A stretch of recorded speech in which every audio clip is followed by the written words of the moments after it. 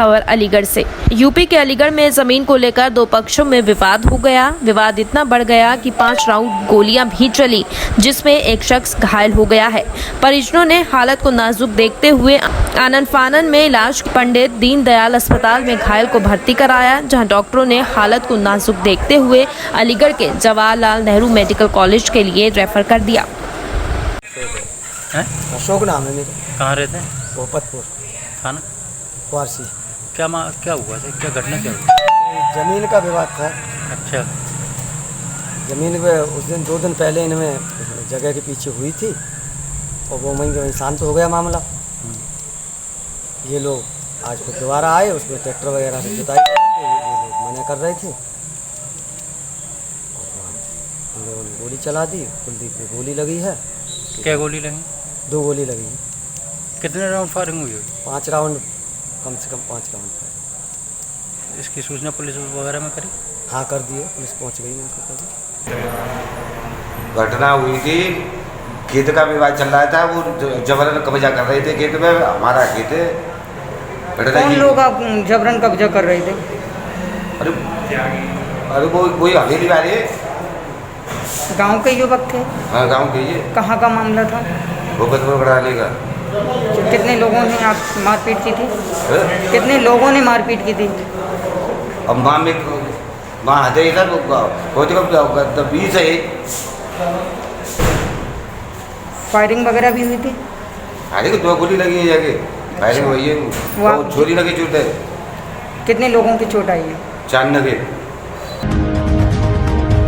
खबर अलीगढ़ से। अलीगढ़ के थाना करवासी क्षेत्र के रामघाट रोड पर चोरों ने एटीएम तोड़कर चोरी करने का प्रयास किया। पुलिस के पहुंचने से पहले ही चोर मौके पर बाइक छोड़कर फरार हो गए थे।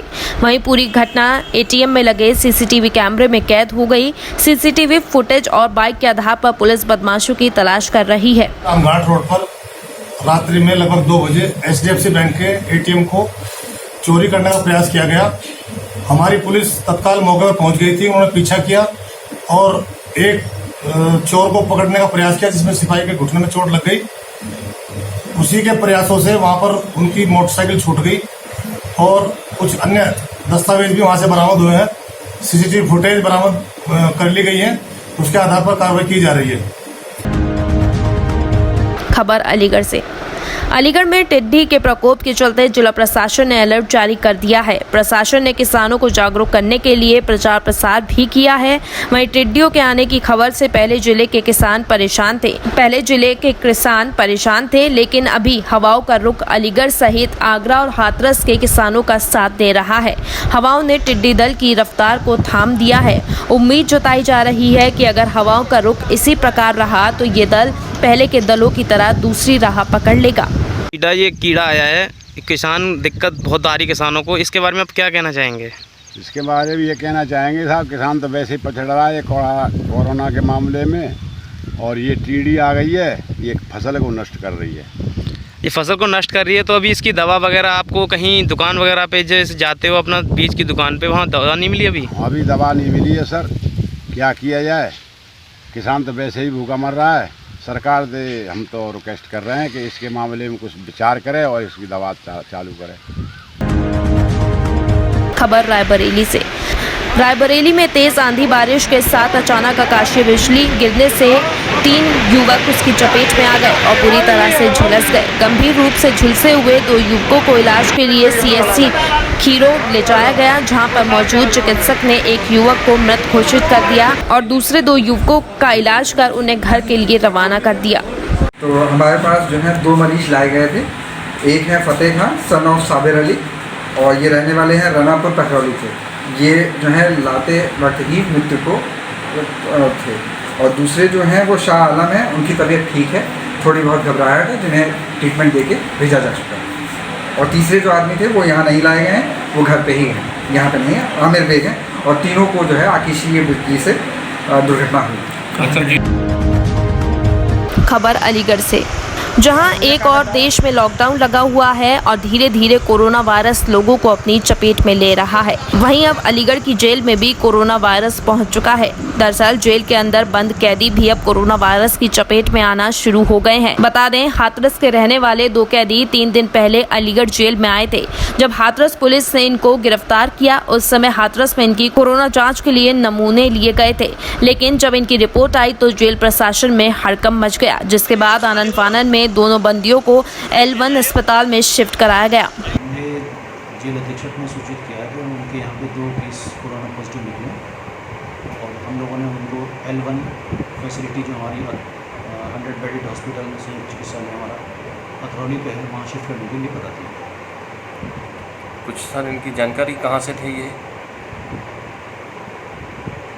ये तो मुझे जेल अधीक्षक जो अलीगढ़ के हैं उन्होंने सूचित किया।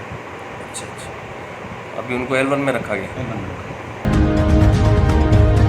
खबर बदायूं से।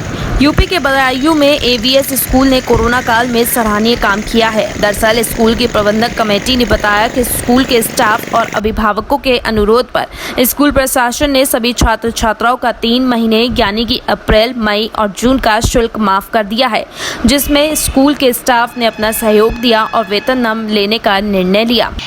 देखिए, स्कूल में सभी स्टाफ ने और कुछ अभिभावकों का अनुरोध था कि हम स्कूल में बच्चों की 3 महीने की फीस माफ़ कर दें। तो इस पर सभी प्रबंध कमेटी ने निर्णय लिया कि चूँकि कोरोना की वजह से सभी लोग परेशान हैं और फीस देने में उन्हें आगे दिक्कत भी आएगी, तो उसका निर्णय लिया गया कि हम इन 3 महीने की अप्रैल, मई और जून की फीस माफ़ कर दें। वो हमने किया, जिससे अभिभावकों में ये भी रहेगा कि वो संतुष्ट रहेंगे और आगे उन्हें कोई दिक्कत नहीं होगी। कोरोना महामारी से संपूर्ण विश्व प्रभावित हुआ है। हमारा स्कूल भी इससे अछूता नहीं रहा है। कुछ अभिभावकों और स्टाफ ने अनुरोध करा कि आप अप्रैल, मई, जून 3 मंथ्स की लॉकडाउन पीरियड की फ़ीस माफ़ कर दें। इस अनुरोध को प्रबंधक कमेटी ने स्वीकार करा और फैसला किया कि अप्रैल, मई, जून की 3 मंथ्स की फ़ीस नहीं ली जाए, जिससे अभिभावकों को कुछ राहत मिले इस चीज़ से। खबर शाहजहाँपुर से। उत्तर प्रदेश के जनपद शाहजहाँपुर में उस समय सनसनी फैल गई जब एक पत्नी पर उसके प्रेमी के साथ मिलकर अपने ही पति की गला दबाकर हत्या करने का आरोप लगाया गया। मृतक के भाई और परिजनों का आरोप है कि मृतक की पत्नी और उसके फुफेरे भाई का एक दूसरे से प्रेम प्रसंग चल रहा था, जिसके चलते उसके भाई की गला दबाकर हत्या कर दी गई। वहीं पुलिस ने मामले की जानकारी ली और जांच में जुट गई है। मेरी भाभी ने मेरे भाई को गला दबा के मारा। मेरी भाभी का मेरे बुआ के लड़के का चक्कर में कहाँ रहते हो? था। तुम्हें कैसे जानकारी हुई कि हमारे भाभी का चक्कर चल रहा है? वो तो पहले से ही पता हो। तो इसके लिए इससे पहले कभी कोई शिकायत की गई या टोका गया? बीच में बात दब गई थी और ये कल मेरा बुआ का लड़का छोड़ने आया था मेरी भाभी को और मेरे भाई को, तभी इनका में कुछ मामला हुआ। क्या नाम है बुआ के लड़के का? बबलू। खबर संभल से। संभल के चंदौसी कोतवाली क्षेत्र के गांव बुद्धनगर खंडवा से दिल को दहला देने वाली एक घटना सामने आई है। दरअसल यहां पर हैवान बने पति ने अपनी ही अवैध संबंधों में सिलबट्टे से पत्नी की पीट कर हत्या कर दी। पत्नी की हत्या करने के बाद हत्यारोपी कोतवाली में भी पहुंच गया और कोतवाली प्रभारी को अपनी पत्नी की हत्या करने की जानकारी देते हुए सरेंडर कर दिया। घटना की जानकारी मिलते ही कोतवाली पुलिस भी मौके पर पहुंची और शव का पंचनामा भर पोस्टमार्टम के लिए भेज दिया। पूरा क्या मामला है? आज सुबह 4 बजे बुद्धनगर खंडवा का शिवपाल नाम का व्यक्ति थाने पर आया। उसने थाने पर आके बताया कि मैंने अपनी पत्नी की हत्या स्वयं कर दी है। इस सूचना पर पुलिस बुद्धनगर खंडवा गई तो वहाँ पे ये पता लगा कि ये पहले अपने परिवार के साथ अशोकनगर चंदौसी में रहता था।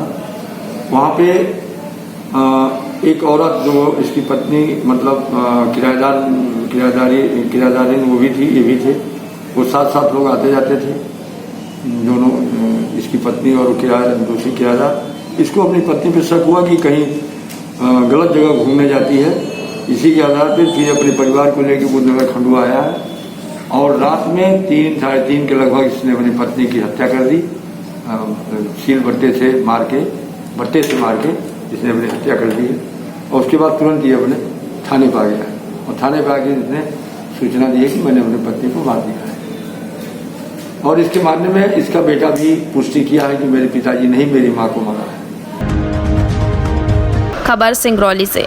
सिंगरौली में एक बार फिर फॉरेस्ट विभाग ने बड़ी कार्रवाई की है। दरअसल डीएफओ विजय सिंह के निर्देशन पर कोयले से लदे 2 ट्रकों को जयंत फॉरेस्ट बैरियर पर पकड़ा गया है।